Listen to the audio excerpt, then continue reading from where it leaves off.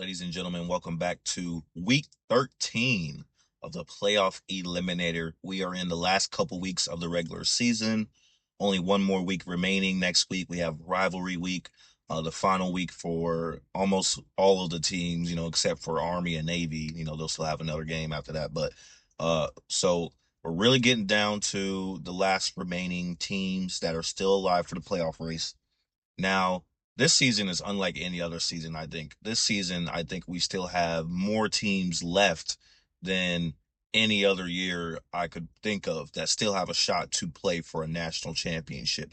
Now, of course, not all of these teams are, realistically going to win it all, you know what I mean? But all of these teams realistically could still make the 12 team field. So, it's just really cool to see that this many teams still remaining, even with eliminations week after week after week, and 13 weeks in, we still have around 30 teams. I think it's less than 30 now, but 20, 25 teams that still have a shot to make this field. So just shows you the kind of parity and the kind of chaos that the transfer portal and also opening up, well, transfer portal and NIL, and then also opening up the playoff structure going from BCS, which was just two teams, to the four-team playoff, now to the 12 team, and could even be more coming here soon in the future. So just really cool to see that as a college football fan. I love it. And without much further ado, let's get into week 13 edition of the playoff eliminator. All right, so to kick off week 13, we have a few Power Four teams to talk about, and then we also have a couple group of six. So let's get into it. Not too many teams this week as we are starting to get to the end. Um, there are teams that are left that I can't eliminate until we know who's going to be playing in the conference championship. So uh, let me not spoil the surprise, but there's teams that are still lurking but don't really have a chance, but they can't be eliminated until teams uh grab those conference championship spots, and then we know who's going to be playing on that weekend. Then I can go ahead and eliminate like every other team that's not going to be playing in that game. You know what I mean? But until then, we have to keep these teams around. So anyway, let's get it started. The USC Trojans. So USC came into a huge playoff game for them this past weekend, going up to Oregon to take on their old Pac-12 rivals in the Ducks. USC only had two losses on the season, and if they would have won that game, I believe when I was watching the game, I saw the statistic come on the screen and said that USC was going from like a 20% chance to like 90% if they would have beat Oregon. So that was a huge game for them. That was basically you win and you're in type of game for USC. Oregon, that was a big game for them as well, but I think they had room to lose a game even this week against Washington. I think they have room to lose a game and still make the playoffs. So this was kind of a bigger game for USC. They needed to have this one, and USC brought it. Like they brought it. They brought their A game. Now, they did make a couple mistakes that, especially not taking advantage of being in the red zone and things like that, but they did have a chance to win this game, and they played very well. The offense was moving the ball up and down the field all day, even though Oregon was still, making plays on defense, and USC was not no slouch on defense either. So, great to see how hard they fought. Lincoln Riley definitely had them ready, and they definitely had that message in their head that, hey, if we win this game, we have a real shot of making the playoff. Well, came up just a little bit short. Oregon also brought their A game, and they just ended up playing a little bit better. Made a couple of they made less mistakes, and they just played cleaner overall. And Dan Lanning, as their coach, just has Oregon playing their best football I think they've played all year. So Oregon looks ready, and Oregon went ahead and dispatched of another playoff hopeful in their rivals USC. So, unfortunately for USC, great season for them, but Lincoln Riley does miss out on the playoffs again. And it remains to be seen, because we've had a lot of coaching news and questions regarding movement coming up this offseason. So who knows what happens with Lincoln Riley and USC, but I think that this season is a good point in keeping him around, because I do think he's a great coach, and I do think USC is playing some of their best football they've played in the last couple years. So I think they're on the up and up trajectory, and I think they should keep Lincoln Riley around. But USC is eliminated from the playoff this season. Next up, disappointing to talk about it, but the Georgia Tech Yellow Jackets. So Georgia Tech started off the season super well, as we all know, 8-0, 9-0, whatever they were, just riding high. Now this entire season, Georgia Tech has not looked the part. Now they kept winning games, but it was barely. Like they were barely beating teams like 7 points here, 3 points there, 5 points there. They were really struggling to win these games, even though they were winning. The defense has just not been there all season. They have not had any defense. Like they've been giving up 30, 40 points a game to Boston College and SMU and Clemson and Duke and North Carolina, teams like that. Like the defense is just not there. But on the other side, Heisman hopeful and Haynes King at quarterback has just been carrying them this season. And even though they lost to NC State a few weeks ago, they were still right there. They came into this past weekend. All they had to do was win, and they were in Charlotte. They were in the ACC championship. They were at home against Pitt. Pitt was already coming off getting belt to ass from Notre Dame the week before. So even though Pitt still had a lot to play for because they're still also in the ACC race, um, this was a winning in surefire thing for Georgia Tech. All they had to do was win. Well, apparently the Yellow Jackets did not get the memo down there because even though they were at home and all they had to do was win this game and they were in the ACC championship, they let it get away from them. Started off the game. I watched this game. Started off the game down 28-0 after the first quarter. 28-0. Now, Georgia Tech has let their opponents, get a lead on them early in games all season. Like this is not a new thing, but 28-0 just kind of hit different. And I think it hit Georgia Tech different because watching that game, I could just see the the facial expressions of the coach and the players and the fans, and the energy was just not there. They were not expecting to get punched in the mouth like that by Pittsburgh.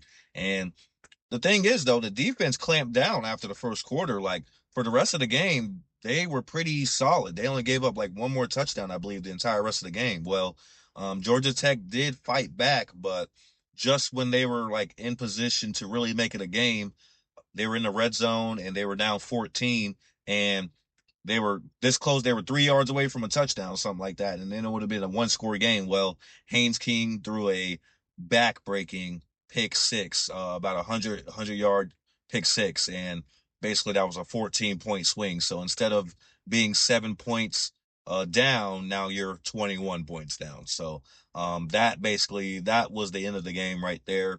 I think that was sometime in the third quarter. And from that point on, Georgia Tech just didn't have enough left in the tank. So Georgia Tech loses their second game of the year. And even though, the record looks great, 9-2, anyone who has paid attention to Georgia Tech this season realizes that this is a team that could easily be 2-9. Like the amount of one-score games that have gone their way. It's just ridiculous, and they have not proved their worth. Even with a record like that, they have just not shown them America that they are one of the best teams in college football, which is reflected by how the committee treated them even before this game. And now I don't even know what they're going to be ranked now, probably like 22 or 23, something like that. Just not good for Georgia Tech. So um, they're not officially eliminated, but after that loss it is basically a one in a one in a, one in a million shot. Like they still can make the ACC championship game, but they need help now. Now they need SMU to lose and Virginia to lose or Pitt to lose, Miami to lose, Duke to lose. Somehow Duke is still in it. I don't even know how. Don't get me started on that. But so yeah, Georgia Tech is not in control anymore. Unfortunately, they lost that opportunity. Their last game is against the Georgia Bulldogs, but as we know, that is not a conference game. So their conference play is over. So they are no longer in control of their destiny. Right now, it's looking like it's going to be Virginia and SMU in the ACC championship. Both of those teams now control their destiny. So Georgia Tech's going to need some help. And if they don't make the ACC championship game, if they're left out, then there is no playoff for them this year. So disappointing end to the season for the Yellow Jackets. Hopefully they can get a win at Georgia. Um, well, I mean, it's a neutral site, but hopefully they can get a win against Georgia, just to, have some good, vibes, a good positive end to their season. But I don't think it's going to be a playoff for them this year, unfortunately. They kind of squandered that opportunity, losing to North Carolina State and now Pittsburgh. So better luck next year for Georgia Tech. They are not eliminated, but after next week, when we figure out who is in that game, then we'll be able to make our last cuts then. Next up, we have a couple Big 12 teams. We have the Houston Cougars. So Houston has been officially eliminated. They lost again, their third game to TCU over the weekend. Actually, it might have been their fourth loss, but their third conference loss. So that officially takes them out of the running for the Big 12 championship. Not much to say about Houston. They've been on this list, I think, a couple times already now. So just an official elimination there. Houston had a good year. Quarterback Connor Wakeman coming over from A&M, but just did not have enough to win the Big 12 this season. So good year for the Cougars, but came up just a little bit short. Same thing goes for their Big 12 rivals, Cincinnati. So Cincinnati has been on the list for the past couple weeks, I believe, as well. They are now also officially eliminated after they lost their third game in a row to BYU. That was their playoff game, basically. Cincinnati at home against BYU this past weekend. They needed to win that game because if they would have won that game, then BYU and Cincinnati would then have equal records conference wise, and then Cincinnati would have had the head to head. So that could have allowed Utah to get into the Big 12 championship, but it also would have saved Cincinnati season. Well, they lost, not very competitive in that game. It wasn't a blowout or anything, but BYU just pretty much controlled it from beginning to end, and Cincinnati is now officially eliminated. 3 losses in a row and 4 losses overall. Just no more chance for them. So uh, great season for the Bearcats, but better luck next year. And then, real quick, let's talk about Utah. So I do have to apologize to the Utah Utes.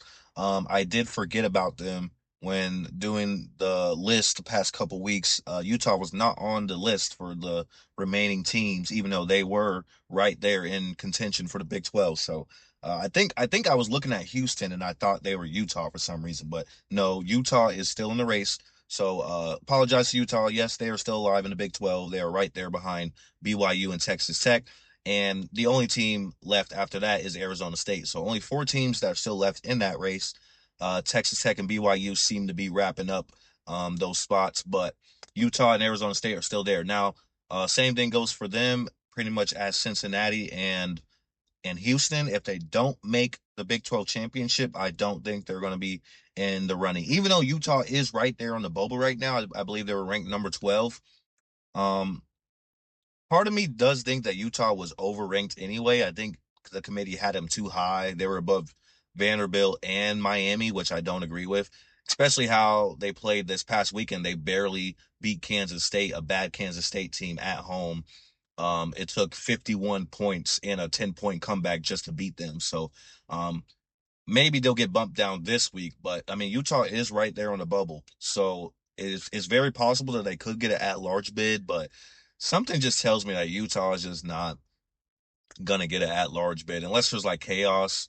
I don't think they're good enough. And just does they've blown out teams this year, but the games that they lost, they did not look very good.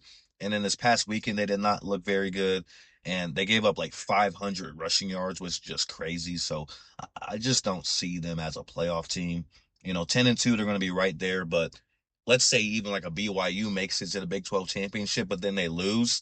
Um, I feel like BYU is still above Utah because first of all, they beat Utah. And then second of all, not punishing teams for making it to their conference championship game. So something tells me that Utah really just doesn't have that great a shot. I just feel like there's a ceiling on them. But they are still right there, though. They are not eliminated. So excuse me, Utah and all Utah fans. Forgive me for not including you on the list. But yes, you are still alive there in the Big 12. And then last but not least, we have a couple group of 6 teams to go over. So my frustration with the group of 6 this year. I just don't believe any of these teams should be in the playoff. But unfortunately, due to the structure, to the current format, we have to include one of these teams. So, um, talking about this week, we're talking about two teams that were officially eliminated: East Carolina and Western Kentucky. So both of these teams were not talked about much in the eliminator this season, but East Carolina is weird because they were eliminated early because they had three losses. But then they kept winning conference games. And so after beating Memphis last week, they only had one conference loss. So even though I had already eliminated them, that was the one team I basically had to revive because they were not eliminated out of conference. So had to bring them back. Well, then as soon as I brought them back, they lost. So it's kind of maybe I should have just kept them off in the first place. But yes, they lost to UTSA over the weekend. Texas San Antonio got blown out. And with four losses, even with I think it's only their second conference loss, but the AAC is kind of shaping up. There's three teams at the top right now: Navy, North Texas, and who's the other team? And Tulane. Is it Tulane? I think it's Tulane that are there at the top that are basically the last teams remaining for the AAC spot. So I am going to officially eliminate East Carolina again, even though they kind of fought their way back. But the Pirates came up short of uh, throwing a wrench into the playoff race. And then on the other side, another team that I didn't talk about, but they were also in the honorable mentions this entire time, Western Kentucky, because they only had two losses on the entire year. They were 8-2 going into last weekend against LSU. If they would have beat LSU, not saying LSU's good, but as far as the group of six race is concerned, I think that would have been a pretty big boost for their resume. Out of the CUSA, but Western Kentucky came up short. They only lost by 3 points, so shout out for the effort there, but came up 3 points short to the LSU Tigers. And with that third loss, I do believe Western Kentucky is now officially eliminated. So great season for the Hilltoppers, but just came up short. But I did have them around just because the group of six is just so chaotic this year. I did have them still hanging around, just like Southern Miss and what was that other team? Kennesaw State were last week, but Western Kentucky is now also officially eliminated from the race. So after we talked about all these teams, all I can really say is that we still have too many teams. I mean, you can see here in the SEC and in the group of six, we still have way too many teams left. Now the Big 12 has started to shape up. The ACC is just a mess, but we know that only one team is going to come out of that conference anyway. So, Miami asterisks around Miami, but ACC is going to figure itself out. The SEC is going to get five teams in. Now, really, four of those teams have basically clinched their spots. That being Alabama, A&M. Well, let me not say Alabama because they still have to play Auburn. If they lose to Auburn, we have another discussion. But basically, Alabama, A&M, Georgia, and Ole Miss are going to be making the playoff out of the SEC. Oklahoma is right there too, as long as they beat LSU next week. But really, it's only that fifth spot that's really up for grabs because I don't think a sixth team is going to get in for the SEC, even though it is possible. It is possible though, because if the Big 12 only gets one, the ACC only gets one, and the Group of Six only gets one, that does leave another spot possibly for the SEC. So it could be as many as six, but really only that fifth spot is up for grabs. So if it's not Oklahoma, then it's going to be like a Vandy or a possibly a Texas at the very, very extreme. But the SEC still kind of needs to figure itself out, and then the group of six. Oh my goodness, the group of six continues to be a knife in the side of any football fan like me that's trying to figure out what the playoffs going to look like because as you see here, the column in the group of six race is still large. I mean, you still have like four teams out of the AAC, two teams out of the Mountain West, another team out of the Sun Belt and James Madison. Like, what is going on, man? And only one of these teams is going to make it anyway. So I mean, at least we'll get it down to one eventually. But going into the last week of the season, we still don't know. And the playoff committee is not very favorable of the group of six this year. They only have one group of 16 ranked like per week, and it changes every week. One week is Memphis, the next week is South Florida. Now it's Tulane. Like, at least the AP poll has James Madison, North Texas, and Tulane all in there. So we kind of, okay, we see who's really at the top. the playoff committee does not want to rank these teams. So we don't even know what they're really the teams that they're really considering behind the scenes other than the team that they put in front of us. So guys like me have to list all these teams that are still technically in the race: San Diego State, UNLV, Tulane, North Texas, James Madison, all these teams, because we don't know from the committee. They haven't told us anything. So, yeah, it's just really chaotic. And going into the last week, we're going to figure out who's going to clinch the AAC and also the Sun Belt and the Mountain West and all that. So it should be down to like 4 teams next week, because any team that does not make the conference championship obviously does not have a chance. But until after next week, I still don't know. So still a lot that remains to be solved here in the playoff race. So let me not make this episode too long. The last couple have been long enough. I'll be doing a lot of talking here, but tune in for that special playoff episode that we're going to have before Selection Sunday. Selection Sunday is on, I believe it's on like December 7th, something like that. We're gonna have a special eliminator episode before that. We're gonna go live and we're gonna sit there. Me and Tom are gonna go back and forth. We're gonna talk about everything that possibly could happen for the playoff. The last teams that the committee are probably going to be deciding between, and all the scenarios that could happen. So that's going to be a great episode. Tune in for that. That should be our longest one. We're just going to be shooting the shit, the entire time. So thank you again for watching. The Eliminator, we only have a few episodes left. This has been great. I've enjoyed this segment this entire season, and I can't wait to do it again next year. So tune in for the last couple episodes. We have rivalry week coming up. A lot can happen. A lot still can happen when it comes to the playoff race. So the chaos is not over. We're just getting started. Till next time, watch your back, win your games. The Eliminator is watching.